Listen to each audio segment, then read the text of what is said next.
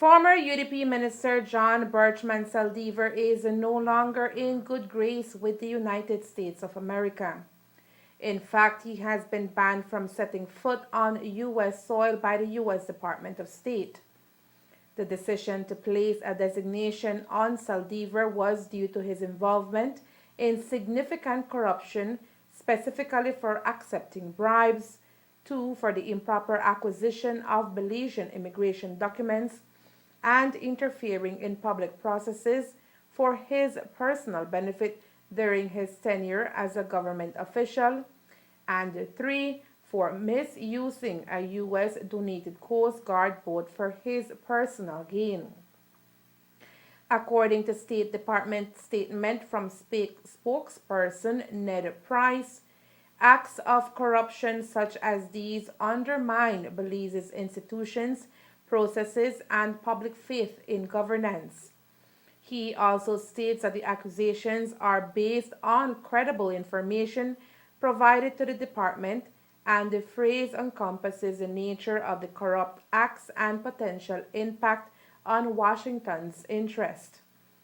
The designation was issued under Section 7031 of the U.S. Constitution, which makes Saldivar ineligible for a visa to enter the United States for an indefinite period, and it also applies to Saldivar's immediate family, meaning his wife and 3 children, including a minor.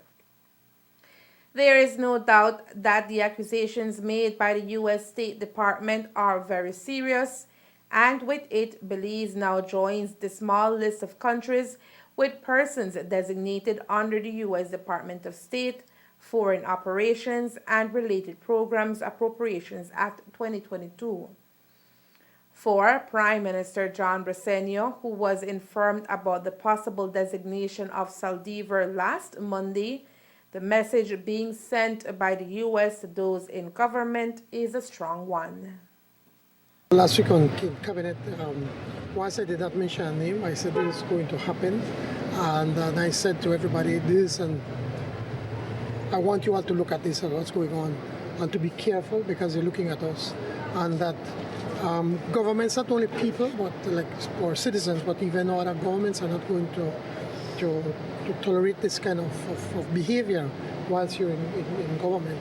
Now, as I said earlier, I do not rejoice what is happening to Mr. Saldivar, and especially to his family, that quite likely they were not in any way involved in any of the allegations that were made against him. But it is something certainly for my cabinet, for us to be able to look at that and to see what consequences can be if we do not do what is right. The U.S. Secretary of State is accusing Saldivar of significant corruption because he has credible information. Would that information be shared with the government of Belize so that we can pursue any criminal action against Saldivar here? Well, I don't know if they were shared with us. In many instances, the U.S. government would refuse to share because one of the things they try to do is to protect the people that give them the information. But certainly, if we can get the information, we would certainly want to take a look at it. Despite the fact that the most powerful country in the world is making the strong accusations against Saldivar, he was quick to defend his integrity by posting on Facebook yesterday that the actions of the United States Department of State is completely out of the field, baseless, and malicious. But those are words that we have heard before, says PM Briceno. He has been saying this for a number of years whenever anything is brought up to him that he's innocent. And every time things come out to show that there's not much credibility in what he is saying. But I guess like anybody, he has to put some kind of defense. You have to say something. But time will tell. Time will tell. And certainly at this time, the United States government has made a decision by revoking his visa and that of his family.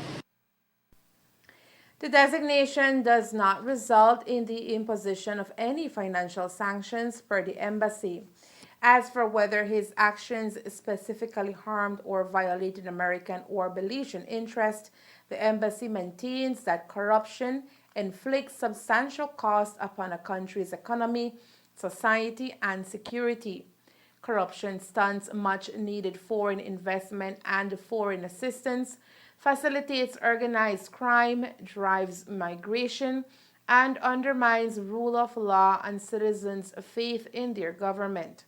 Corruption in a foreign country directly impacts U.S. national security, economic and foreign policy interests, and those of our partner nations. Corruption undermines democracy and good governance.